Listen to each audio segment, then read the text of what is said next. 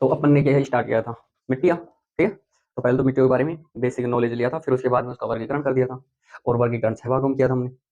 तो पहले क्या कहा था कि जो मृदा है वो क्या है, एक महत्वपूर्ण नवीकरण योग्य संसाधन है और ये पौधों के विकास का क्या है, माध्यम है। इसके अलावा जो पृथ्वी के ऊपर अनेक सारे जीव जंतु रहते हैं विभिन्न प्रकार के, तो उन्हें क्या प्रदान करती है, पोषण। क्या प्रदान करती है, पोषण। यहाँ तक क्लियर। फिर उसके बाद में हमने कहा कि जो मृदा है ना, वो नवीकरण योग्य संसाधन तो है, पर इसको बनने में कई लाखों करोड़ों साल लग जाते हैं 1 सेंटीमीटर मृदा बनने में। फिर उसके बाद में कहा कि ये जो मृदा बनती है, तो इसकी जो बनने की प्रक्रिया है उसमें क्या क्या सहायक होते हैं, तो उसमें हम कहा कि उच्चावच होता है, जनक शैल होती है, संस्तर होता है, जलवायु होती है, उसके अलावा वनस्पति और अन्य अनेक सारे पदार्थ तथा इनमें भी। अब इनको मान लो कि ये तो हो गई बनने के कारक, पर इन्हें परिवहन भी तो करेगा एक स्थान से दूसरे स्थान पे। तो उसमें एक तो तापमान परिवर्तन, उसके अलावा बहता जल, पवन, हिमनद और अपघटन क्रियाएं, ये उसमें शामिल की हमने। फिर उसके बाद में अगली बात आई, जो मिट्टी होती है उसमें क्या होते हैं, उसमें एक तो जैव पदार्थ होते हैं और एक अजैव पदार्थ होते हैं। जैव पदार्थ को हम बोल देते हैं हुमस और अजैव पदार्थ तो है ही जो खनिज, ठीक है। तो ये हो गए, इनमें दो पदार्थ हो गए। फिर उसके बाद में आगे चल के हमने कहा कि जो मिट्टी है अब इसका क्या करेंगे, वर्गीकरण करेंगे। तो इसके वर्गीकरण का आधार क्या होगा, तो हमने कहा एक तो रंग, ठीक है, गहराई, गठन, आयु, रासायनिक गुण और भौतिक गुण, ये क्या होंगे, इसकी वर्गीकरण के आधार होंगे। तो वर्गीकरण हमने किया फिर मिट्टियों का कितने भागों में वर्गीकरण किया, 6 भागों में वर्गीकरण किया। जिसमें पहला वर्गीकरण था जलोढ़ मृदा, दूसरा काली मृदा, तीसरा लाल पीली मृदा, चौथा लैटराइट मृदा, पांचवा मरुस्थलीय मृदा, छठवा वन मृदा। ये 6 मृदा के रूप देखे। उसमें से हमने सबसे पहले जलोढ़ मृदा को शुरू किया। जलोढ़ मृदा में कहा कि भारत में ये क्या पाई जाती है, सर्वाधिक पाई जाती है। और कहाँ पे पाई जाती है, उत्तर के मैदानों में पाई जाती है। और उत्तर के मैदानों में क्यों पाई जाती है, क्योंकि यहाँ पे हिमालय से निकलने वाली 12 मासी नदियां, जिनमें सिंधु, गंगा और ब्रह्मपुत्र, ये 3 नदियां बहती हैं और इनकी अनेक सारी सहायक नदियां हैं। ये क्या बनाती है, नदी तंत्र बनाती है। फिर उसके बाद में हमने कहा कि जो जलोढ़ मिट्टी है उसके अलावा गुजरात और राजस्थान में भी है और एक सक्रिय गलियारे के रूप में, क्योंकि यहाँ पे चंबल नदी और उसके अलावा एक नदी जाती है, कौन सी नदी, साबरमती। साबरमती आश्रम था ना गांधी जी का, ठीक है, उसी के किनारे है। तो ये नदियाँ जाती है। फिर उसके अलावा हमने देखा कि जो हमारा जो पूर्वी तटीय मैदान है, उसमें भी कौन सी मृदा पाई जाती है, जलोढ़ मृदा पाई जाती है। क्यों पाई जाती है, क्योंकि यहाँ पे कृष्णा, कावेरी, गोदावरी नदियों का क्या है, डेल्टा है। फिर आगे चल के हमने कहा कि जो मिट्टियाँ हैं, जलोढ़ मिट्टी, इसको हम 2 भागों में विभाजित करेंगे, जिनमें एक तो कणों के आधार पे और एक आयु के आधार पे। जो कणों के आधार पे हमने विभाजन किया, उसमें एक तो मोटे कण और एक बारीक कण। जो मोटे कण होते हैं वो पर्वत की तलहटी में होते हैं या फिर घाटियों में होते हैं, और ये जो पर्वत की तलहटी या घाटी होती है उन्हें द्वार या चौ कहा जाते हैं, ठीक है। फिर उसके बाद में बारीक कण जो नदियों के मुहाने पे जाते-जाते वो जो कंकड़ पत्थर वो लुढ़कते क्या हो जाते हैं, बारीक हो जाते हैं। इसलिए बारीक कण कहाँ पे होते हैं, नदियों के मुहाने पे, ठीक है। यहाँ तक क्लियर। फिर दूसरा हमने आयु के आधार पे देखा था कि आयु के आधार पे हमने 2 भागों में बाँटा, एक नई जलोढ़, एक पुरानी जलोढ़। नई जलोढ़ खादर, पुरानी जलोढ़ भांगर। और ये जो नई जलोढ़ थी ये प्रतिवर्ष नदियों के द्वारा लाए गए अवसादों से निर्मित होती है, और जो पुरानी जलोढ़ थी वो बाढ़ के कारण, ठीक है। यहाँ तक हमने देखा। फिर उसके बाद में कुछ थोड़ी-सी चीज़ें और देखी थी कि जो भारत में वर्गीकरण किया था हमने, ये जो जलोढ़ मृदा, इसके बारे में बताया कि जो जलोढ़ मृदा है वो एक उपजाऊ मृदा है। अब उपजाऊ मृदा है तो इसमें क्या करेंगे, फसल करेंगे, फसल करेंगे ना। और फसल कौन-सी करेंगे, या तो अनाज की और दलहन की, ये 2 फसलें सर्वाधिक करते हैं। अनाज में भी गेहूँ, चावल सर्वाधिक करते हैं। और उसके बाद में हमने कहा कि यहाँ पे अगर फसलें करेंगे तो यहाँ पे जनसंख्या क्या होगी, अधिक।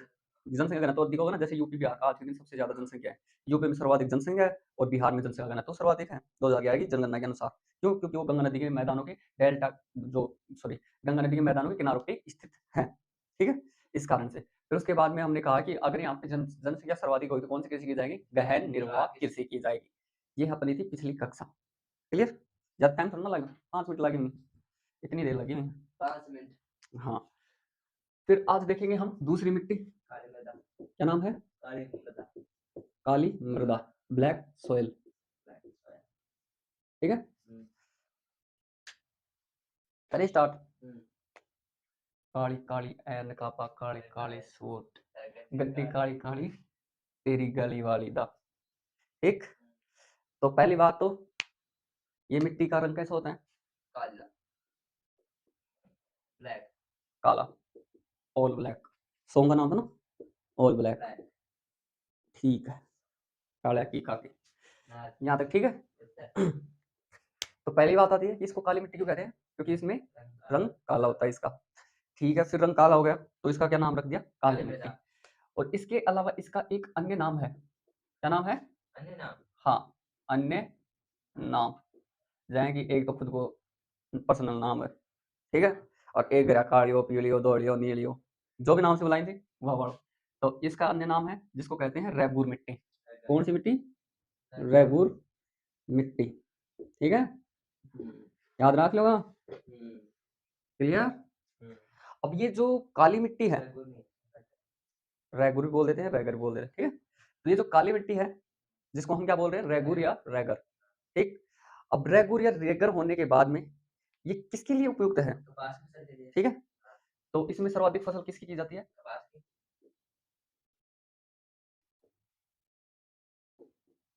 किसकी की जाती है? कपास की। ठीक है, अर्थ क्लियर? तो अब कपास की जाती है तो क्या कह देंगे इसको? कपासी मिट्टी। ठीक है, अब सुन सुन, जैसे कि मान लो कि कोई गांव का वाहन है, पानी को काम करे तो उनके बोल देता पानी आड़ो। कोई दूध को काम दूध बेचे तो उनके बोले था दूध वाड़ो। तो अब यह बोले कि सर्वाधिक कपास की फसल की जाए तो इनने बोल दिया कपासी मिट्टी। ठीक है, कौन सी मिट्टी? ठीक है, अब क्वेश्चन आ जाए, निम्नलिखित में से किसको कपासी मिट्टी कहते हैं? ऑप्शन दे दी, जलोढ़ मृदा, काली मृदा, लाल पीली मृदा, वन मृदा। खाली मृदा। ठीक है, ऑप्शन आप कर दोगा और यहाँ तो बताया दोगा एक बार हम विस्तृत रूप से, क्योंकि इतना हुआ है बता दूंगा था ना। फिर उसके बाद में अब ठीक है, आपने इसके बारे में इतना इंट्रोडक्शन दे दिया, तो ये कहाँ पे मिलती है? हाँ, कहाँ पे मिलती है? पठारों पे। और पठार में भी कहाँ पे मिलेगी? जो अपना दक्कन का पठार है ना, उसके ऊपर। कौन सा पठार? दक्कन का पठार। ये जो प्रायद्वीपीय भारत है ना, उसमें है। ठीक, अभी समझाएंगे चित्र के माध्यम से कि ये काली ही क्यों है। अब पेन, ठीक है, पर ये थोड़ी सी देख ले। अर्थ क्लियर है? फिर उसके बाद में कहा कि जो ढक्कन के पठार पे होगी तो इसका निर्माण कैसे हुआ? लावा से। ठीक है, किससे? यहाँ तक क्लियर? कोई दिक्कत? अब लावा से इसका निर्माण हो गया, तो ये जो ढक्कन का पठार है ये कहाँ पे पाया जाता है? लगभग ये महाराष्ट्र के आसपास के एरिया में। तो अगर स्टेट वाइज देखें या क्षेत्र वाइज देखें, ये कौन से क्षेत्रों में पाई जाती है? ठीक है, एक तो है ऊपर से स्टार्ट करो, सौराष्ट्र। ठीक है, सौराष्ट्र जानो तो सुना ना, ये जो भारत को यहाँ हिस्सा आओ है ना नीचे, यह वाला हिस्सा है, इन तो बोल दीजिए कच्छ, ये वाला ना कच्छ का रन बोल दीजिए। ठीक है, और यह जो वाला हिस्सा है इन्हें बोली थी सौराष्ट्र। ठीक है, क्या बोलते हैं इसको? सौराष्ट्र। गुजरात को हिस्सा, गुजरात में नीचे, हाँ ये कह सकते गुजरात का दक्षिण वाला हिस्सा, दक्षिण पश्चिम वाला हिस्सा, क्योंकि पश्चिम साइड है ना। फिर उसके अलावा यहाँ पे क्या है? महाराष्ट्र है, जिसकी राजधानी मुंबई है, सपनों की नगरी। ठीक है, तो एक महाराष्ट्र में पाई जाती है। कहाँ पे? महाराष्ट्र में पाई जाती है। यहाँ तक क्लियर? उसके अलावा हमारी ये जो राजस्थान है ना, इसका दक्षिण वाला हिस्सा, और जो मध्य प्रदेश है इसका ये वाला हिस्सा, यहाँ पे भी ये मिट्टी पाई जाती है, जिसको मालवा बोलते हैं। क्या बोलते हैं? मालवा का पठार है ना, पठार के ऊपर ही पाई जा रही है। कहाँ पे? पठार पे, ढक्कन के पठार पे, ये मालवे के पठार के ऊपर ही पाई जाती है। उसके अलावा मालवा के पठार के अलावा जो एमपी वाला हिस्सा है ना, हाँ सारा सारा, क्योंकि ये मालवा का पठार किसी एक स्टेट विशेष में पाया नहीं जाएगा। हमारे राजस्थान के जो दक्षिण पूर्वी जिले आते हैं, जिसमें कोटा, बूंदी, बारा, झालावाड़, ठीक है, लगभग झालावाड़ तो पूरा दक्कन के पठार वो इसमें मालवा के पठार में आता है ना।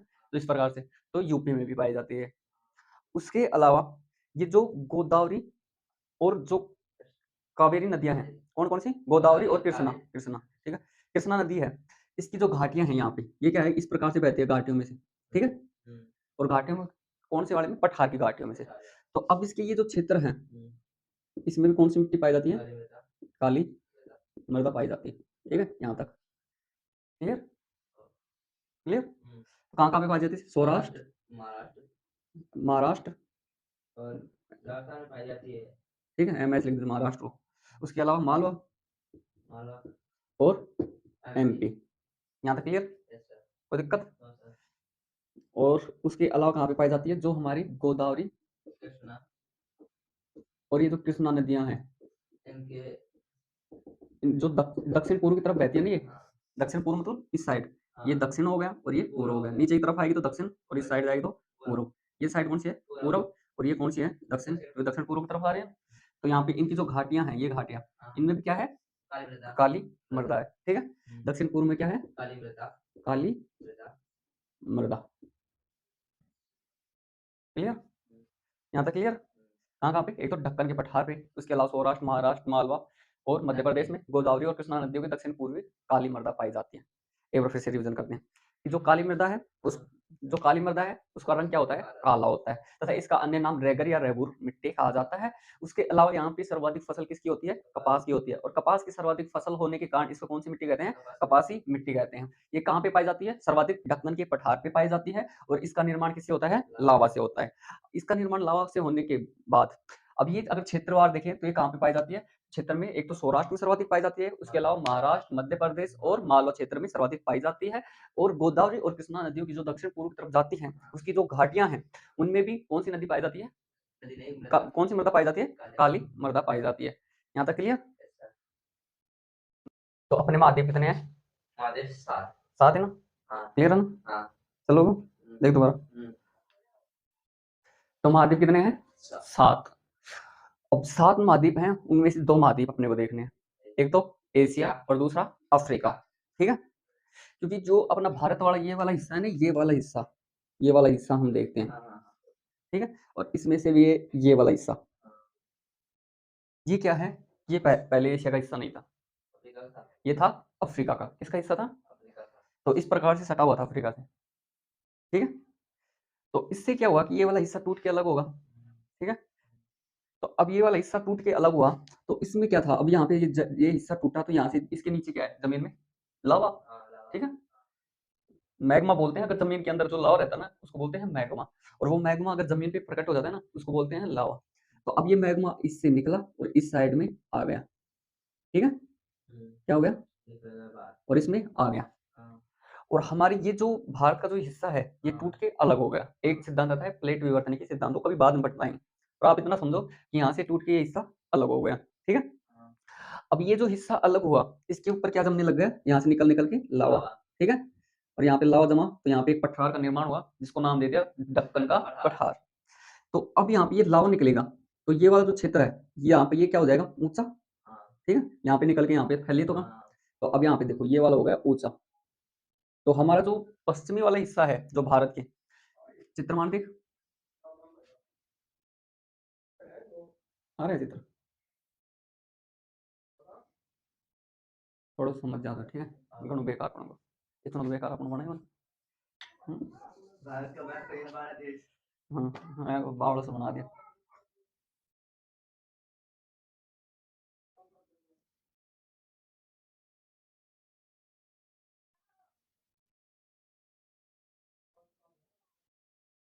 लगभग मान लो छोटा बना देना, ठीक ठाक बनाना। ठीक है? तो अब ये जो वाला हिस्सा है, ये वाला, ठीक है, ये टूट के क्या हुआ? अलग हुआ। तो यहाँ पे क्या जम गया? लावा। अब ये लावा यहाँ पे जम गया, ये ऊंचा हो गया और कुछ क्या है कि जमने के बाद में यहाँ पे फैल गया इस प्रकार से। ठीक है? फैल गया ना? तो यहाँ पे एक पठार का निर्माण हो गया। अब यहाँ पे जो हिस्सा है वो क्या है? ऊंचा है। और यहाँ पे तो फैला नहीं है ना, यहाँ पे आके थोड़ा बहुत आ गया होगा पानी इधर यहाँ। ठीक? तो यहाँ पे जो भी नदियों का उद्गम होगा तो किस प्रकार से होता है? यहाँ से तो होगा क्योंकि ऊंचा क्षेत्र है ना। और ये जाएंगे उत्तर पश्चिम, ये क्या हो गया? उत्तर, और ये क्या है? पश्चिम। ठीक है? और दक्षिण पूर्व की तरफ जाएंगे ऐसे। यहाँ पे उद्गम हुआ, यहाँ पे जाएगी, यहाँ पे उद्गम होने दी, यहाँ पे जाएगी। गोदावरी, कृष्णा, कावेरी, ये जितनी भी नदियां हैं, ये कौन सी साइड जाती है? पूर्व की साइड, जो हमारा पूर्वी तट मैदान है ना, उस साइड जाती है। क्लियर? तो इसका जानने का रीजन क्या था? यहाँ पे क्या है? लावा जमा है। तो अब जितनी भी नदियां पढ़ोगे वो कौन सी साइड जाएंगे? पूर्व की साइड जाएंगे। अभी पूर्व की साइड जाएंगे तो ये क्या बनाएंगे? डेल्टा, क्योंकि मिट्टी भाग ले जाएंगे साथ साथ कटाव के साथ। तो यहाँ पे ये क्या बनाएंगे? डेल्टा। और डेल्टा के कारण ये वाला क्षेत्र क्या हो जाएगा? मैदान। क्या हो जाएगा? ये वाला जो क्षेत्र है ये क्या है? मैदान। क्लियर? पूर्वी तटीय मैदान बोलेंगे और पश्चिमी घाट बोलेंगे, तटीय मैदान नहीं बोलेंगे, पश्चिमी तटीय कभी नहीं सुनोगे। उसका रीजन ये है कि इस साइड क्या है? कठार है और इस साइड क्या है? मैदान। पर 2 नदियां हैं, एक तो है कौन सी? ना ना ना ना ना नर्मदा, और एक है ताप्ती। ये इस साइड आती हैं। इसके आने का कारण ये है कि यहाँ का जो हिस्सा है वो नीचे दसा हुआ है, जिसको क्या कहते हैं? भ्रंश। ठीक है? और जैसे कि ये नदी है और ये नदी है, ये दोनों क्षेत्र नीचे दस गए और इसके बीच का जो क्षेत्र रह गया ये तो ऊंचा हो गया ना इनकी दृष्टि से। ठीक है? ये वाला क्षेत्र नीचे दस गया, ये वाला क्षेत्र नीचे दस गया, ये जहाँ पे है वहीं पे है। एक वो मूवी नहीं थी, कौन सी थी मेरे को याद तो नहीं आ रहा। तो उसमें क्या करेगा कि तुम में से ये काम किसने किया, कोई भी गुनाह कर लेगा। तो एक मैं खड़ा हूँ, 2 मेरे बगल में खड़े हैं, एक इधर एक इधर। तो मैं यहीं पे खड़ा हूँ, वो भी यहीं पे खड़े हैं, तो वो कहेगा कि ये गुनाह किसने किया? तो वो दोनों क्या हो जाएँगे? पीछे हो जाएँगे। मैं आगे हो जाऊँगा, वो कहेगा तूने किया, आगे तो मैं रह गया ना। तो इसी प्रकार से ये जो वाला क्षेत्र है, ये नीचे धँस गई और ये क्षेत्र ऊँचा उठ गया। तो अब ये किसकी तरह दिखेगा? पर्वत की तरह, ठीक है? ऑटोमैटिक पर्वत बन गया ये, मेहनत करवाई ज़रूरत नहीं पड़ी, ठीक है? तो ये है सतपुड़ा पर्वत, भ्रंश उत्थित पर्वत बोलते हैं, ठीक है? भारत का एकमात्र भ्रंश उत्थित पर्वत, कौन-सा? सतपुड़ा पर्वत। इस कारण से ये 2 नदियाँ इस साइड आती हैं। उसके अलावा जो नदी यहाँ से उद्गम होगी, वो सीधे-सीधे इसमें ही गिर जाएगी समुद्र में ही, ठीक है? ये मिट्टियाँ नहीं भाग ले जाती, डेल्टा का निर्माण नहीं करेगी, एस्चुरी का निर्माण करती हैं, ठीक है? जिसे ज्वार नदमुख बोल देते हैं। तो यहाँ पे सीधा पानी डाल देंगे, कि पर्वत से निकली, सीधे डाल देंगे, ठीक है? और पर्वत नहीं है, एक प्रकार से घाट बोलते हैं इसको, पश्चिमी घाट, ठीक है? क्लियर? ये तो मैदान होंगे और ये घाट होगा। यहाँ तक क्लियर है ना? ये कॉन्सेप्ट क्लियर है ना? कि अब जो भी दक्षिण भारत की नदियाँ जाएँगी, कौन सी साइड जाएँगी? पूर्व की तरफ, नर्मदा और ताप्ती को छोड़ के। और कुछ छोटी-छोटी नदी, अगर छोटी-छोटी नदियाँ होंगी, तो वो पश्चिम घाट में यहीं से होगी उद्गम, यहीं पे जाके खत्म हो जाएँगी। क्लियर? तो अब जो भी नदी मान लो कि आपकी क्यों सुना जाए कि गोदावरी नदी बहती है, तो उसमें ऐसे बोलोगे उत्तर-पश्चिम से दक्षिण-पूर्व की तरफ, बोल दोगे ना? क्लियर? हाँ। फिर उसके बाद में अब ये जो हिस्सा था अपना, ये अफ्रीका से टूट के क्या हो गया? अलग हो गया, ठीक है? अगर प्लेटों की दृष्टि से बोले तो इसको इंडियन प्लेट नाम दे दिया गया। फिर ये टूट के यहाँ से यहाँ पे आ गया धीरे-धीरे, ठीक है? गति करके, और यहाँ से यहाँ पे गति करके आ गया। तो अब इसको मिटान दे, यहाँ से टूट गया, ये हिस्सा अलग हो गया, क्लियर? यहाँ तक आ गया। अब यहाँ से यहाँ तक आ गया। तो अब ये जो प्लेट चल रही है, प्लेट बोलते हैं इसको, तो ये जो एशिया वाला हिस्सा था, ये इस साइड जा रही थी ये प्लेट, और ये इस साइड जा रहा था। तो अब ये यहाँ पे जाते-जाते यहाँ पे टकराएगा इससे, इस हिस्से से। इस हिस्से से टकराता है ना, तो यहाँ पे क्या होता है कि जो जब 2 चीज़ें आपस में टकराएँगी तो कुछ निर्माण करेंगे, ठीक है? वैसे जैसे कि मान लो कि ये है, अब ये जो 2 प्लेट आपस में टकराई थी, ये उठ गया ना, इस प्रकार से। ये क्या हो गया? पर्वत हो गया, क्लियर? ठीक है? तो इसमें क्या हो गया कि ये पर्वत का निर्माण करेगा, और पर्वत कौन-सा हुआ? हिमालय पर्वत, ठीक? और यहाँ से कुछ नदियाँ का उद्गम हुआ और यहाँ पे क्या करने लग गई? मैदानों का निर्माण करने लगे अपने द्वारा लाए गए अवसादों से। क्योंकि यहाँ पे पहले था, एक तो 33 सागर था, 33 सागर था पहले, ठीक है? कभी वो बाद में बताऊँगा। तो अब यहाँ पे ये हिस्सा और ऊपर ले आते हैं इसको, इस प्रायद्वीप के हिस्से को, यहाँ पे ले आए, ठीक है? तो यहाँ पे ये जो सागर था, इसको क्या था कि यहाँ से इस हिमालय से नदियाँ उद्गम होती, यहाँ पे अपने अवसाद लाती और बिछा देती। अवसाद लाती और बिछा देती। इससे हमारे जो उत्तर के मैदान है ना, उसका निर्माण हो गया, और उसके नीचे वाला जो हिस्सा है, प्रायद्वीपीय भारत, ये क्या रह गया? पठारी का पठारी रह गया, क्योंकि लावा से निर्मित है, और लावा से निर्मित है, तो लावा कैसा होता है? काला होता है। यानी काला तो नहीं होता है, पर उसका काला रंग हो जाता है, ठीक है? बेसिकली, क्योंकि उसमें टाइटेनियम, फेरस, कुछ इस प्रकार के तत्व पाए जाते हैं, ठीक है? तो इसका क्या रंग होता है? काला। तो यहाँ पे जो भी ये वाला क्षेत्र है, यहाँ पे ये वाला क्षेत्र, ये क्या हो गया? पठारी हो गया। इसलिए यहाँ की जो मिट्टी पाई जाएँगी, वो कैसी पाई जाएगी? काली मृदा। क्लियर? क्लियर है ना? कि हमारे जो ये पठार है, इसके ऊपर पाई जाती है काली मृदा। ये वाला क्षेत्र है जो भारत का उत्तरी मैदान, और इसके ऊपर क्या है? हिमालय पर्वत। यहाँ तक क्लियर? हाँ। तो यहाँ पे ये समझाने का मतलब ये था कि काली मृदा का निर्माण किस प्रकार से हुआ। ये जो प्रायद्वीपीय भारत, ये भारत का हिस्सा नहीं था, वो सॉरी, एशिया का हिस्सा नहीं था। किसका था? अफ्रीका का था। यहाँ तक क्लियर? कोई दिक्कत? नहीं, नहीं। अब आगे देखते हैं हम, काली मिट्टी की थोड़ी-सी बातें और कर लेते हैं। जो काली मिट्टी है,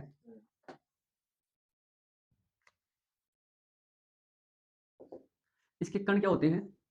बारीक होते हैं, ठीक है? कण क्या होते हैं? बारीक। यहाँ तक क्लियर? ये इसके कण सभी मिट्टियों से वैसे बारीक हो जाते हैं, और बारीक होने के कारण, अब ये बारीक कण हो गए, तो ये मिट्टी कैसी हो जाएगी? चिकनी। कैसी हो जाएगी? इसलिए इसको चिकनी मिट्टी बोलते हैं। आपकी बुक में नहीं दे रखा, मत याद रखना, ठीक है? अब ये चिकनी हो गई। चिकनी होने के बाद में, अब ये जो मिट्टी होती है ना, इसमें एक चीज़ है, कि जो भी चिकनी मिट्टी होती है, उसमें आप जल डालोगे ना, तो धीरे-धीरे एक्सेप्ट करेगी, ठीक है? और बाद में जब अंदर चला जाएगा जल, तो फिर वो वाष्पोत्सर्जन नहीं होगा, ठीक है? ये जो कार्य हो रहा है, इसको बोलते हैं नमी धारण करने की क्षमता, ठीक है? ये एक बार जल गया, फिर उसके बाद में जल्दी से जल वापस वाष्प नहीं होगा। तो इसमें क्या होगा? नमी धारण करने की क्षमता अधिक हो गई। नमी धारण क्षमता अधिक, क्लियर? यहाँ तक। अब ये जो मिट्टी होती है, अब ये नमी धारण कर ली इस मिट्टी ने, तो नमी धारण करने के बाद में, यहाँ पे मान लो कि गर्म और शुष्क मौसम हो जाए, धीरे-धीरे तापमान बढ़ता जाएगा, बढ़ते-बढ़ते क्या हो जाएगी कि इसकी जो ऊपर का हिस्सा है, इसकी मिट्टी की परत है ना ऊपर, बारीक सी परत, ये जो मिट्टी के ऊपर का हिस्सा है, ये जो अपना क्या बोले इसे? पप्पड़ कौन बोला, फाफड़ा सा उपड़े है माटी का, ठीक है। तो ये क्या होती है कि वैसे ही पप्पड़ से इसके ऊपर हो जाए, ठीक है, तो पापड़ा सा, तो या के खेले बही हुई जाए कि कोई बात दियो है, ठीक है, यानी इसकी क्या कर दी है, जुताई। अब जुताई कर दिया है तो इन खींची सौता है जुती मिट्टी, कौन सी मिट्टी, सौता है यानी ऑटोमेटिकली जुती हुई मिट्टी, सेल्फ कल्टीवेशन, क्लियर, यहाँ तक क्लियर हो। और ये कब होती है, जब गर्म और शुष्क मौसम होता है।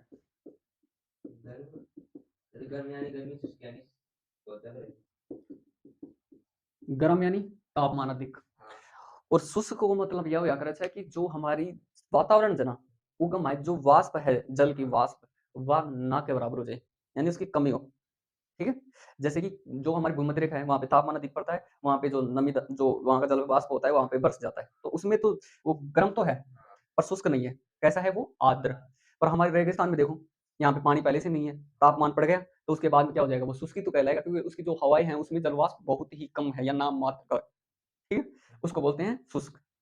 तो जब गर्म और शुष्क मौसम हो जाएगा तो ये मिट्टी कैसे हो जाएगी, सब जुटी जुती हुई मिट्टी हो जाएगी। हो गई आपकी काली मिट्टी।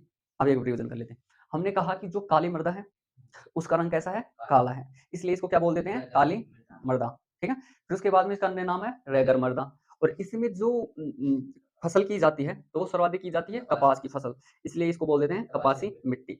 उसके बाद में कहा कि ये जो मिट्टी पाई जाती है ढक्कन के पठार के ऊपर पाई जाती है, और ये किससे निर्मित होती है, लावा से निर्मित होती है, क्लियर।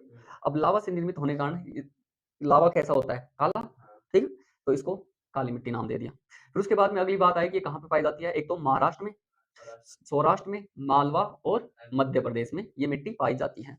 फिर उसके अलावा हमने कहा कि जो हमारी गोदावरी और कृष्णा नदी है उसका जो दक्षिण पूर्वी वाला हिस्सा है उसकी जो घाटियां हैं उसमें ये मिट्टी सर्वाधिक पाई जाती है, यानी कि हमारे यहाँ से लेके जो महाराष्ट्र इस क्षेत्र से लेके और उन नदी घाटियों तक ये मिट्टी का फैलाव है। यहाँ तक क्लियर। फिर उसके आगे हमने देखा था, क्या देखा था, बस उसके आगे तो यही देखा था कि इस मिट्टी के क्या होते हैं, कण बारीक होते हैं। अब बारीक होने के कारण ये क्या हो जाती है, चिकनी हो जाती है, और चिकनी होने के कारण इसकी नमी धारण करने की क्षमता क्या है, अधिक है या सर्वाधिक, कैसी है, अधिक है या सर्वाधिक है, क्लियर। और फिर उसके अलावा ये जो मिट्टी है इसके ऊपर के हिस्सा कैसे दिखता है हमारे को, सतह जुता हुआ दिखता है, और सतह जुता हुआ मिट्टी होने के कारण ये कैसी हो जाती है, सतह जुती हुई दिखाई देती है। क्यों दिखाई देती है, क्योंकि इसका जब मौसम गर्म और शुष्क हो जाए तब ये जुती हुई दिखाई देती है। लाल पीली मृदा, ठीक है, ऐसी मृदा जिसका रंग लाल भी हो और पीला भी हो, क्लियर, क्लियर। जो लाल पीली मृदा होती है, ये जो मृदा होती है ना, ये सीधी पूछता है कहाँ पे पाई जाती है, तो ये दक्कन का जो पठार है ना, तो उसके दक्षिण पूर्व में, जैसे कि मान लो, ठीक है, यहाँ पे तो ये काली मिट्टी पाई जा रही थी, तो अब दक्षिण का ये हिस्सा हो गया और पूर्व का ये हो गया, तो ये यहाँ का जो एरिया है ना, ये थोड़ा बहुत जो जलोढ़ मिट्टी के छोड़ दे तो यहाँ पे थोड़ा बहुत आता है हिस्सा, यहाँ पे, ठीक है, लाल पीली मृदा पाई, हाँ लाल पीली हो जाए, लाल मिट्टी को ना ले हो ना, है ना, और सर्वाधिक इस साइड पाई जाती है। उसके अलावा अगली बात करते हैं, ये विकसित कहाँ पे होती है, यानी कौन से क्षेत्र में विकसित होगी, तो एक जो चट्टानें होती हैं वो 3 रूपों में पाई जाती हैं, आग्नेय, अवसादी और कायांतरिक, ये चट्टानें है ना, उसमें जो आग्नेय चट्टान है, कौन सी, आग्नेय चट्टान, उसके अलावा आग्नेय चट्टान के साथ साथ यहाँ पे क्या होनी चाहिए, वर्षा कम होनी चाहिए, कैसी होनी चाहिए वर्षा, जब भी मैं डाउन नीचा और इस निशान करो ना तो मतलब कम, ऊपर करो तो अधिक, बहुत ज्यादा यूज करो तुम अभी तक, तो इन्हें याद रखियो कभी बाद में तीर तीर रह जाए, ठीक है, हाँ याद रखियो। तो अब ये तो विकसित हुई हो आग्नेय, ठीक है, यहाँ पे क्या हो गई, ये विकसित हो गई या निर्माण हो गया इसका, इन चट्टानों में निर्माण होता है। तो अब एक क्वेश्चन पूछा जाएगा कि जो लाल पीली मृदा है उसका निर्माण कौन सी चट्टान से होता है, तो आपको क्या बोलना है, आग्नेय चट्टान से, कौन से होता है, ठीक है। फिर उसके अलावा अगला क्वेश्चन पूछ ले, कौन सी मिट्टी में वर्षा कम पाई जाती है, और कर वर्षा की कमी से होती है, लाल पीली मृदा और उसके अलावा मरुस्थलीय मृदा भी, ठीक है, यहाँ तक क्लियर। फिर अगली बात आती है कि एक तो हमने कहा कह दिया कि ये दक्षिण पूर्व में पाई जाती है, फिर उसके अलावा कुछ विशेष स्थान यानी कौन से क्षेत्रों में पाई जाती है? जैसे मैंने काली मिर्च देखा। हाँ, तो एक तो उड़ीसा वाले क्षेत्र में, कौन सा क्षेत्र? उड़ीसा। ठीक है, उड़ीसा जानना है? हाँ, और जो अपन भुवनेश्वर। हाँ, उड़ीसा की राजधानी भुवनेश्वर, उस क्षेत्र में। उसके अलावा उसके पास कौन सा क्षेत्र था? छत्तीसगढ़ था ना? हाँ, क्या था? छत्तीसगढ़ तो मध्य प्रदेश अलग है। छत्तीसगढ़, यहाँ तक क्लियर? फिर उसके अलावा अगली आती है कौन सी? जो मध्य गंगा का छोर है ना, जैसे बीच भारत में ये भारत है, ठीक है? यहाँ पे गंगा नदी बह रही है, यहाँ पे ये जो छोर है, मध्य गंगा का छोर, इसकी बात कर रहा है। यहाँ पर तो मध्य गंगा के छोर में भी क्या कही जाती है? पाई जाती है। गंगा के, ठीक,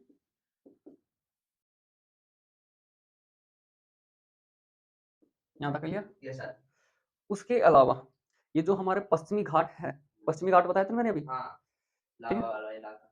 हाँ, तो ये जो पश्चिमी घाट है, इसका जो नीचे वाला क्षेत्र है, जैसे कि ये वाला क्षेत्र था, ये नीचे यहाँ पे भी तो थोड़ा बहुत क्षेत्र होगा हाँ, इसके पैरों में, ठीक है? पर्वत के नीचे, पर्वतपाद, ठीक है? ये वाला। तो ये पश्चिमी घाट के हाँ, पर्वतीय क्षेत्र में, पश्चिमी घाट के, पै का मतलब पश्चिमी, ठीक है? घाट के पद्म वाले क्षेत्र में, ठीक है? पैर वाले क्षेत्र में। क्लियर? अर्ध तक क्यों पाई जाए इसे? देखिए वो कॉन्सेप्ट समझ। यह के खर्च कि जो वर्षा कम हुआ है, ठीक है? और इन क्षेत्रों में वर्षा कम हुआ है। क्यों हुआ है? क्योंकि अपना जो मानसून है ना, तो या तो एडी से आओ, ठीक है? मानसून वर्षा करवाटा हो ना, हाँ, या फिर एडी की साइड से आओ, ठीक? हाँ, एडी ना हो तो यह कैसे ऊंचो हिस्सो है, हाँ, ऊंचो हिस्सो है तो एडी टकरारी वर्षा हो जाएगी, ठीक है? तो एडी वर्षा अधिक हो गई, और एडी की साइड की जगह वर्षा हो गई ना, एडी थोड़ी सी आगे से जा रही है एडी से, ठीक है? वर्षा ना हुई तो यह कहलाएगा वृष्टि छाया क्षेत्र। क्लियर? जो क्षेत्र पठारी ना है उसका अलावा जो वृष्टि छाया रहे वो के अंदर क्या होगा? वर्षा कम हुई, और चट्टान कौन सी पाएगी? आग्नेय चट्टान। तो अड़ी जो क्षेत्र जैसे कि उड़ीसा वाला होगा, और उसका छत्तीसगढ़ वाला होगा, उसके अलावा और कौन सा था? मध्य गंगा का मैदान या वाला होगा, ठीक है? और पश्चिमी घाट का पैर या एडीसी की, ठीक है? क्लियर ना? एडीसी की पाई जाती होगी, तो यह वाला क्षेत्र, अर्थ क्लियर? हाँ, एडीसी जो वर्षा है या आइडिन हो जाएगी साहब, ठीक है? और आइडिन कुछ इस तट के ऊपर हो जाएगी, और तो मैदान थी ना, अड़े रह जाएगी, तो यह वृष्टि छाया क्षेत्र रह जाएगा। और यह जो वर्षा है ना, या टाइप से जाए घूम के, ठीक है? ना कि एड़े केड़े वर्षा है। जब मानसून वापस लौटे थे ना, तमिलनाडु में थोड़ी बहुत वर्षा कर जाए, ठीक है? ठीक है, तो ये है कौन सी मिट्टी? लाल पीली गाढ़ा। अब इसको लाल पीली क्यों कहते हैं? देखो, ये जो लाल मिट्टी है ना, इसमें एक खनिज पाया जाता है, कौन सा? लोहा, फेरस, ठीक है? और कोई भी धातु की ऑक्सीजन के साथ क्या करती है? लगभग अभिक्रिया करती है ना? तो अब ये फेरस है, ये ऑक्सीजन से क्या करती है? अभिक्रिया करती है, और अभिक्रिया करने के बाद क्या कहलाएगा? फेरस ऑक्साइड, ठीक है? जैसे कि हमारी लोहे की धातु है, वो एक तो ऑक्सीजन के संपर्क में आई और एक जल के संपर्क में आई, ठीक है? तो ऑक्सीजन और जल के संपर्क में आने पे उसके पे क्या लगती है? जंग लगती है ना, और जंग लगने के बाद में ये जो जंग होती है ये किस प्रकार की होती है? लाल रंग की होती है, और इसको न लगने के लिए इसके ऊपर क्या की जाती है? पेंट की जाती है। क्लियर? तो ये क्या हो गया इसका? लाल रंग, किसके कारण? लोहे के कारण, फेरस ऑक्साइड या लोहे के कारण, ठीक है? इसमें क्या होता है? लोहा उपस्थित होता है। क्लियर? जो पीले रंग की मृदा है, अब मान लो कि ये लाल मिट्टी थी, ठीक है? या फिर यहाँ पे लिख दे पीला क्यों? तो अब ये जो फेरस है इसमें अगर जल का समायोजन हो जाता है ना, ठीक है? तो ये क्या कहलाती है? पीली मिट्टी। कैसी हो जाती है? पीली मिट्टी। इसलिए इसका रंग कैसा हो जाता है? पीला हो जाता है। फिर से देखो, होगी थारिया मिट्टी। हाँ, लाल पीली मिट्टी कहाँ पे पाई जाती है? दक्कन के पठार के दक्षिण पूर्व वाले क्षेत्र में ये सर्वाधिक पाई जाती है। उसके अलावा इसका विकास आग्नेय चट्टानों तथा कम वर्षा वाले क्षेत्रों में होता है, और ये क्षेत्र है उड़ीसा, छत्तीसगढ़, मध्य गंगा का छोर और पश्चिमी घाट, और उसके अलावा दक्षिणी पूर्वी वाला हिस्सा। फिर हमने कहा कि इसका जो लाल रंग क्यों होता है? क्योंकि इसमें फेरस ऑक्साइड होता है, यानी लोहे धातु पाई जाती है, तथा इसका पीला रंग होने के कारण ये जो लोहे धातु होती है इसमें जल का समायोजन हो जाता है, इसका रंग कैसा हो जाता है? पीला हो जाता है। यहाँ तक क्लियर? तो अब अपना है लैटराइट मृदा। देख, लाल पीली नॉर्मल तरीका से याद रह जाए लोगों का नाम, ठीक है? जलोढ़ भी लगभग पड़ता है इसमें, उसके अलावा काली भी याद है। अब इन्हें याद रखना, दो शब्द तोड़ दो, लाइट यानी लाइट आ गई, चानो को, चानो आया बाद में कैसो काम होगा? राइट होगा, ठीक काम होगा, या याद करवाओ तरीको है, ना कि कोई सिस्टम है कि यार जो माटी है हमारे चांद हो जाए तो सही काम हो जाए। ठीक है, तो ये इसका क्या है याद करने का तरीका। तो क्या हो जाएगी लेट राइट, क्या हो जाएगी लेट राइट मर्दा। तो कौन सी वाली है 4 नंबर है ये, कितने नंबर की है 4। ठीक है, 3 पढ़ ली ना हमने, जलोट काली लाल पीली। अब इसको देखते हैं, ये जो मर्दा है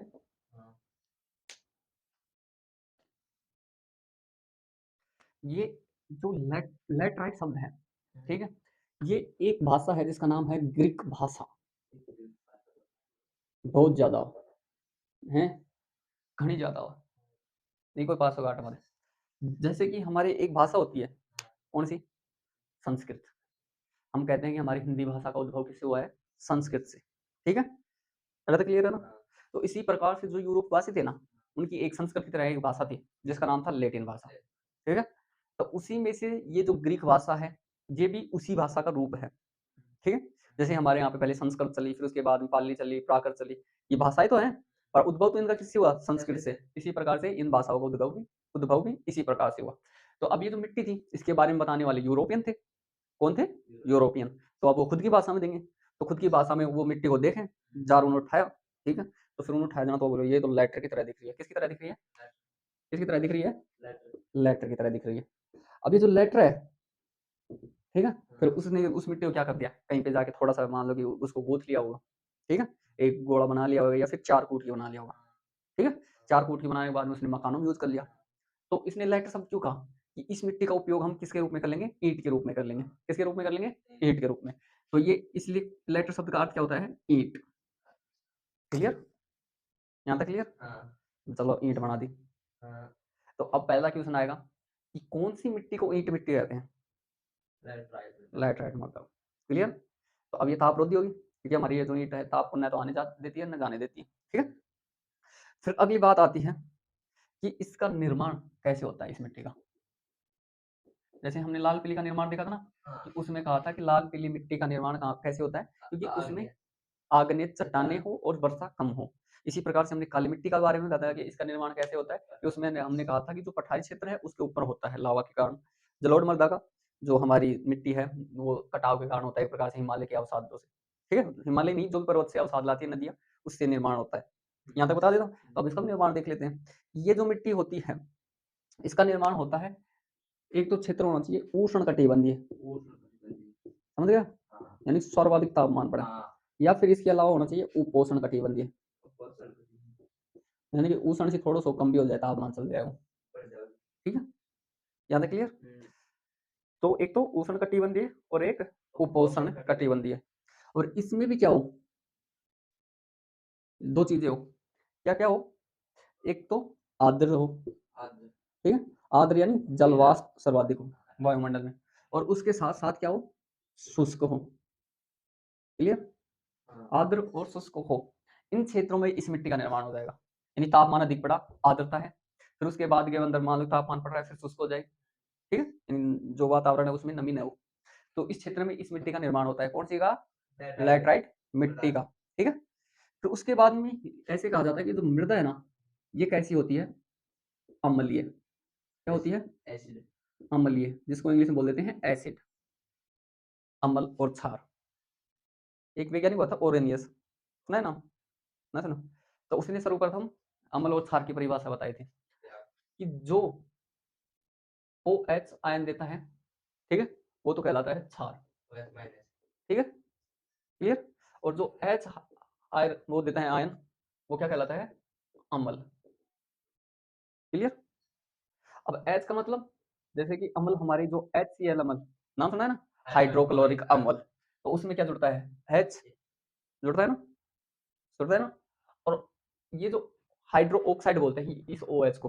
ठीक है, हाँ, तो जो हमारे जो साबुन होता है उसको क्या बोलते हैं, सोडियम, सोडा होता है ना अपना, सोडियम हाइड्रोक्साइड, तो क्या कहलाता है, क्षार कहलाता है। तो उसमें हाइड्रो ऑक्साइड लग जाता है ना, और इसमें हाइड्रोजन, तो ये तो अम्ल होता है, ये क्षार होता है, ये माइनस ये प्लस, बस क्लियर। तो ये कहलाते हैं अम्ल। ये हो गई साइंस की बात, तो अब इतना जाना नहीं है अपने को। हाँ, तो जो अम्ल और क्षार है उसका आकलन हम एक मान से लगाते हैं जिसको कहते हैं पीएच मान, हाँ, ठीक है? उसमें कहाँ तक संख्या होती है? 0 से लेके 14 तक होती है। हाँ, 7 से कम होगी तो अम्ल अम्ल, और 7 से 14 तक होगी तो क्षार, और ठीक है? 7 रहेगी तो लवण, 7 ही रहेगी तो लवण बोल देते हैं उदासीन। या फिर उदासीन। क्लियर? यहाँ तक क्लियर? हुँ, तो ये अम्ल है, तो या तो कन्फर्म से 7 से तो इससे बत्ती कम को ना, होगा, कम होगा, कम ही होगा। तो कितना है? तो इसका पीएच मान है 6.0, ये 6 ठीक है? 6 मान लें। 6 मान लो। कितना है इसका पीएच मान? 6 6। तो हमने कहा कि ये मृदा कैसी है? अम्लीय मृदा है। फिर कहा कि अम्लीय है तो इसका पीएच मान बताओ कितना है? 6। क्लियर? हुँ, अभी तक कोई समस्या? ना फिर उसके बाद में हमने कहा, ये जो मृदा होती है ना, इसमें क्या है कि जो पोषक तत्व है, पोषक तत्व जानो जो पोषण दी, आप और सुनिए। उसकी मात्रा क्या पाई जाती है? कम कम, पाई जाती है। और अब ये कम मात्रा पाई जाएगी तो इसको अनउपजाऊ कह सकते हैं, हाँ, हैं? अनउपजाऊ मिट्टी। अब कोई भी और यहाँ तक क्लियर? यहाँ तक क्लियर? हाँ, अब ये अनउपजाऊ मिट्टी हो गई, ठीक? तो अब अगली बात आती है कि ये कहाँ पे पाई जाती है? तो आगे देख लें, अगले एक बार रिवीजन कर देता हूँ इसका, कि जो लैटराइट मृदा है, इसमें जो लैटराइट मृदा, ये जो शब्द निकल के आया है, लेटर से निकल के आया है, जिसका अर्थ है ईंट। फिर उसके बाद में हमने कहा कि ये जो मृदा है, इसका निर्माण उष्णकटिबंध या उपोष्णकटिबंधीय क्षेत्र में होता है, जहाँ पे शुष्क और आर्द्र दोनों ही प्रकार की जलवायु पाई जाती है। उस क्षेत्र में इसका क्या होता है? निर्माण होता है। फिर उसके बाद में हमने कहा कि ये जो लैटराइट मृदा है, ये अम्लीय मृदा है, इसलिए इसका पीएच मान कितना होता है? 6। फिर उसके बाद में अगली बात आती है कि इस मृदा में पोषक तत्वों की मात्रा क्या पाई जाती है? कम पाई जाती है। और पोषक मात्रा कम पाई जाएगी तो ये मृदा क्या हो जाएगी? अनउपजाऊ। ठीक है? हुँ, अब अगली बात आती है, ये कहाँ पे पाई जाती है? तो हमारे जो दक्षिणी राज्य हैं, दक्षिणी राज्य मतलब वो जो प्रायद्वीपीय क्षेत्र हाँ, वाले थे, प्रायद्वीप, ठीक है? तो उसमें एक तो महाराष्ट्र के पश्चिमी घाट में, महाराष्ट्र को एमएच लिख देता हूँ, ठीक है? हाँ, और इसके पश्चिमी पश्चिमी घाट में, घाट वाले क्षेत्र में पाई जाती है। उसके अलावा उड़ीसा में, उड़ीसा, उड़ीसा के पूर्वी तट में, ठीक है? तो उड़ीसा में, और उड़ीसा के अलावा जो पश्चिम बंगाल है, उसके भी कुछ क्षेत्र में पाई जाती है। पश्चिम बंगाल के कुछ क्षेत्र में, हाँ, और कर्नाटक, तमिलनाडु, तमिल ठीक है? हाँ, और क्या है? तमिलनाडु, आंध्र प्रदेश, है ना? हाँ, आंध्र प्रदेश है ना? हाँ, केरल और केरला, आंध्र प्रदेश। क्लियर?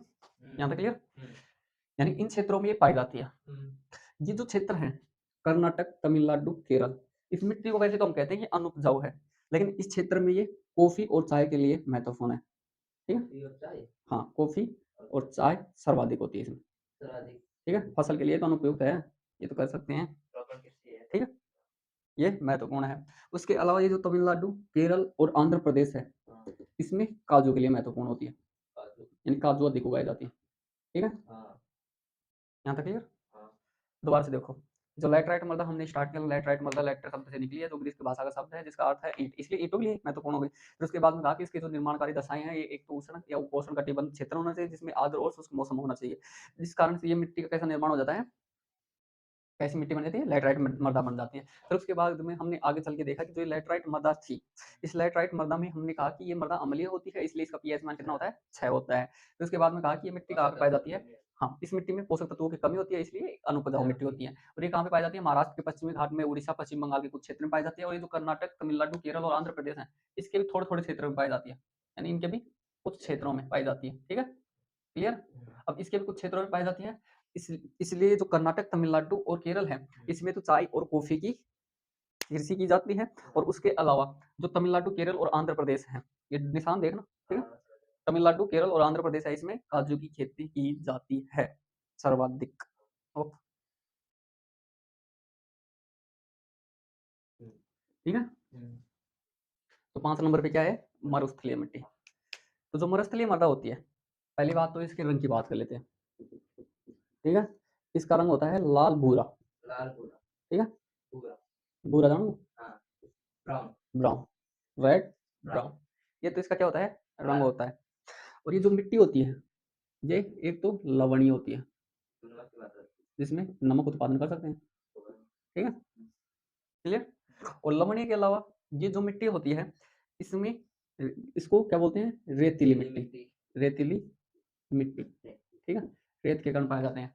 तो कहने का मतलब ये है कि इसके जो कण होते हैं ना, वो क्या होते हैं, मोटे होते हैं। कण एक मोटे होते हैं।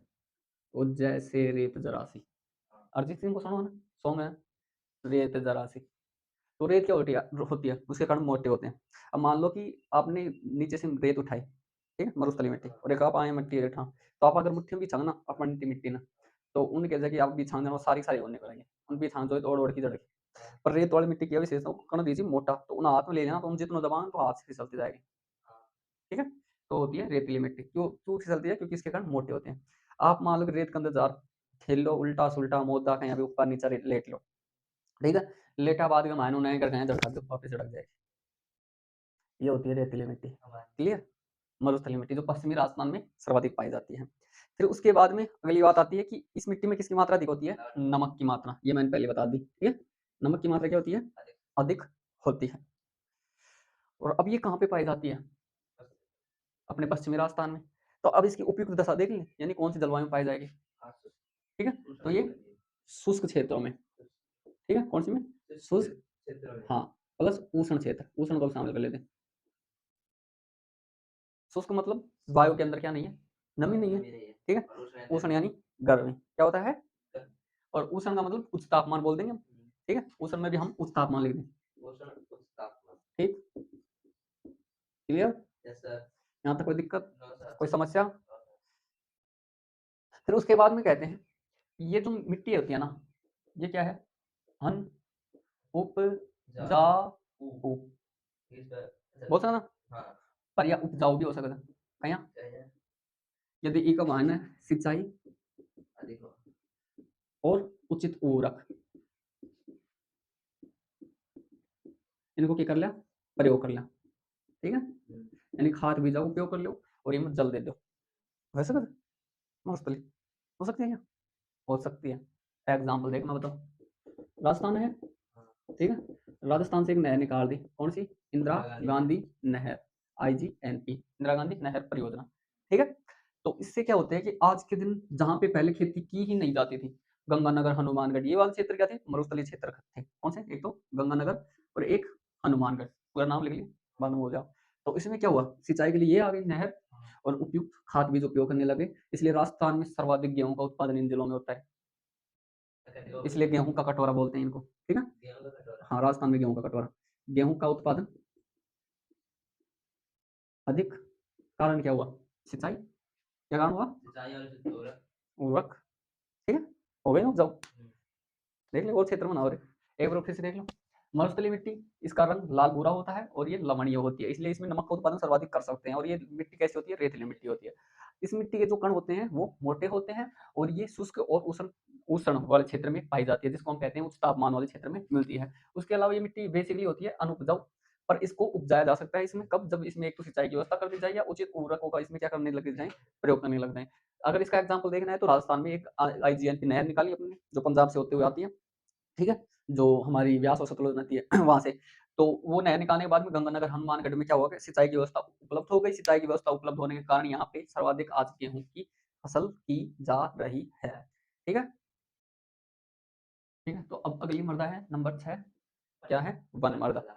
अब ये जो वन मृदा है, इसमें क्या होती है कि ये जो मृदा है ना, इसको क्या कहते हैं, पहली बात, कहाँ पे पाई जाएगी, जहाँ पे वन सर्वाधिक होंगे वहां पे।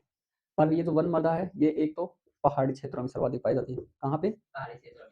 पहाड़ी क्षेत्र था ना, पहाड़ी पहाड़ों के ऊपर, ठीक। उसके अलावा पहाड़ी क्षेत्रों क्या बोल सकते हैं, पर्वतीय बोल सकते हैं, ठीक है, पहाड़ी या लगा दो, पर्वतीय क्षेत्रों में क्या पाई जाती है, सर्वाधिक पाई जाती है, ठीक है, ये चिन्ह सर्वाधिक, यहाँ तक क्लियर। फिर उसके बाद में ये जो मृदा होती है, कौन सी मृदा, वन मृदा।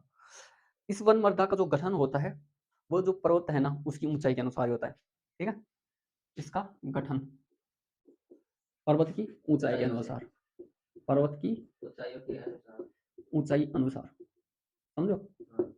तो जितनी ऊंची पर्वत होगी उतनी या वनमृदा होगी।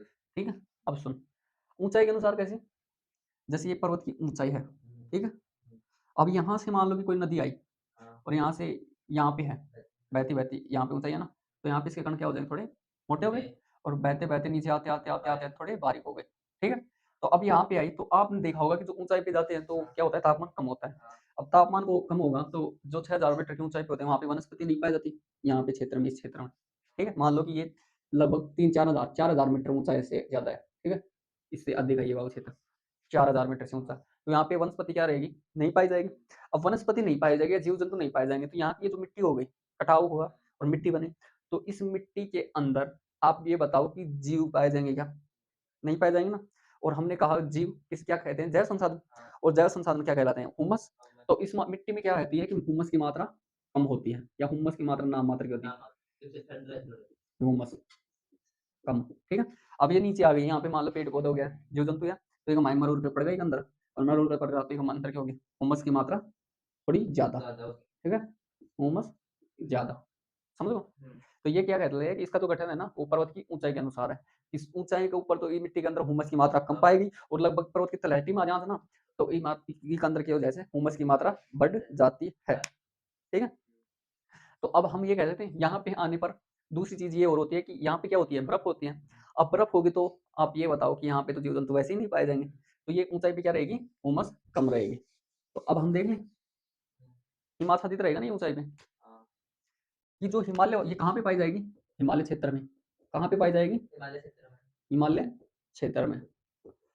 अब जो इसमें हिम आच्छादित, हिम यानी बर्फ़ बर्फ और आच्छादित यानी कोई पहाड़ होता है। बर्फ़ से ढका हुआ हाँ, क्षेत्र। तो अब ये क्षेत्र अगर बर्फ़ से ढका हुआ रहेगा, तो इसमें यहाँ की जो मिट्टी होगी, ठीक है? उमस की कमी रहेगी। उसमें हुमस की कमी, क्लियर? हाँ, पहली बात तो मिट्टी में नहीं गड़े, बर्फ़ ढकी रहेगी तो। पर हाँ, कुछ क्षेत्र में मान लो कि चले बर्फ़ से जाओ। नीचे थोड़ी-सी मिट्टी आ जाए हाँ, या कटाव हो जाए पर्वत को, तो उस कारण से हुमस की मात्रा क्या होगी? कम कम रहेगी। फिर उसके अलावा जो नदियों की घाटियाँ होती हैं, उसमें मृदा पाई जाएगी या फिर इसकी जो नीचे वाला क्षेत्र है, नीचे वाले क्षेत्र में, यहाँ पे क्या होगी? मृदा उपजाऊ होगी। क्या होगी? मृदा उपजाऊ होगी। उपजाऊ होगी। क्यों होगी? क्योंकि इसमें हुमस की उमस की मात्रा मात्रा पाई जाएगी। अब हुमस की मात्रा पाई जाएगी, इसलिए जो तलहटी है, हालाँकि अच्छी तरह से उपजाऊ नहीं है, पर इसकी अपेक्षा तो उपजाऊ हाँ, है ना? हाँ, तो यहाँ पे खेती-बाड़ी कर सकते हैं, हुआ। क्लियर? और क्या ये करी जी? ये जो केसर की खेती हाँ, होती है ना हिमालय क्षेत्र में, हाँ, तो लगभग ये जो नीचे वाला क्षेत्र है, ये थोड़ा उपजाऊ होता है क्योंकि इसमें हुमस की मात्रा पाई जाती है। ये हो गई आपकी वन मृदा। एक बार फिर से देख लो। ये मृदा कहाँ पे पाई जाती है? पहाड़ी या पर्वतीय क्षेत्रों में ये मृदा पाई जाती है। इसका गठन पर्वत की ऊँचाई के अनुसार होता है और इसमें ये सर्वाधिक पाई जाती है हिमालय क्षेत्र में, इसलिए ये जो हिमाच्छादित क्षेत्र होता है, उसमें ये मिट्टी में हुमस की मात्रा क्या होती है? कम होती है या ऐसे लिख दो हुमस की मात्रा नहीं होती, कोई दिक्कत नहीं है। फिर उसके बाद में हमने कहा कि इसके निचले वाले क्षेत्र में आएँगे तो ये मृदा होती है, ये उपजाऊ और हुमस की मात्रा होती है,